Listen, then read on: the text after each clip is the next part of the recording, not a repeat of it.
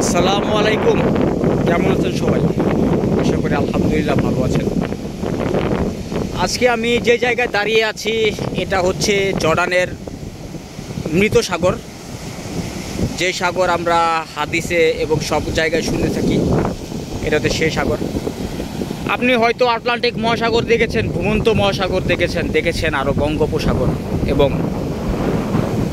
Indian ocean, Atlantic মহাসাগর, কত কিছু তো দেখেছেন, তাই না? তো ওই জায়গায় দেখবেন সমুদ্রে সিল থাকে, শ্রীগাল থাকে, আরও সামুদ্রিক মাছ থাকে। কিন্তু এই যে সমুদ্রটায় কিছুই থাকে না। কেন জানেন?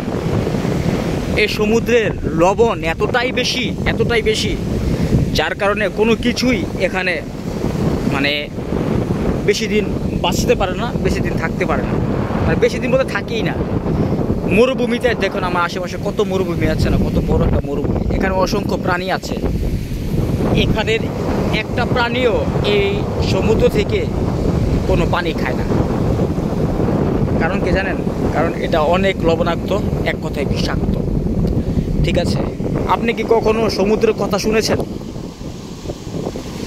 আসলে এই ডেড সির